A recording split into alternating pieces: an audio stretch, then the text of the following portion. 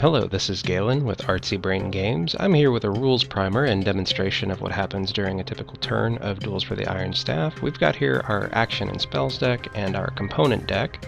Each game starts with each player drawing 5 cards from the action and spells deck. Red bordered cards are actions and the blue borders are spells. This is also indicated by the hand and flask icons up at the top left corner of the card. Now, after each player has drawn their hands, 6 components are laid out on the component row. Each player has 3 spell slots in their station. You can place as many spells as you like, but your maximum is 3. So if you already have 3 in your station, you must replace 1, sacrificing it and its attached components. If you would like to play a new spell, we have 4 main element types of components, that is liquid, earth, fire, and air. Each main element type has 3 subtypes, such as liquid has water, poison, and acid, and different ones for all the other elements as well. We've also got special components called ether, which are represented by 9 individual cards in the game. Now, I've played my 3 spells. I've played Acid Rain, Fog, and Death Touch. If I want to cast Death Touch, I need to acquire Liquid, Earth, and an Ether component. But because I can only acquire 2 components per turn, I need to acquire Liquid and the Earth, and then replace them. I made a mistake while recording this and took 2 components at once. I'm supposed to take only 1 at a time. I'll explain that in a moment. First, I'm going to play one of my actions. I'm allowed to play 2 actions per turn. I'm going to play Efficiency. Efficiency allows me to acquire an additional component this turn, so I'm going to take my Ether and complete my Death Touch card and replace it. Now, this is why I didn't want to draw 2.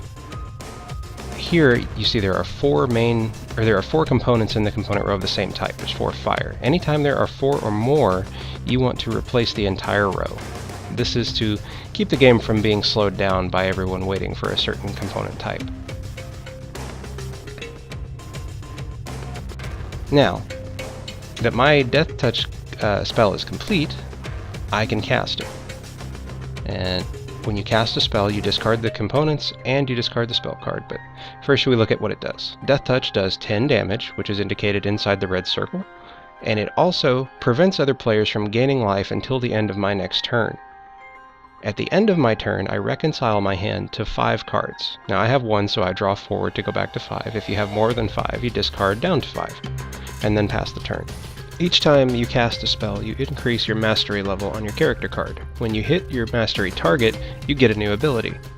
Now, if your HP is reduced to 0, you are out of the duel. The final player remaining above 0 HP is declared the winner, the new headmaster of the school, and of course, the new owner of the coveted Iron Staff.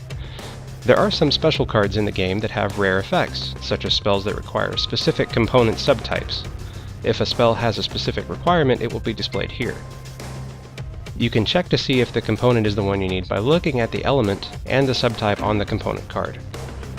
Spells can have up to 1 extra unneeded component on them, but any more than 1 and the spell is ruined and discarded with its components. There are also special spells and action cards that can become items that turn into permanent things in play. Each one is unique and has its own special effect. I'd like to thank you for watching this video, and I'd also like to thank you for supporting Duels for the Iron Staff, hopefully coming soon by Artsy Brain Games, now on Kickstarter. Click the link in the info down below if you'd like to check out the campaign and support us. Thank you.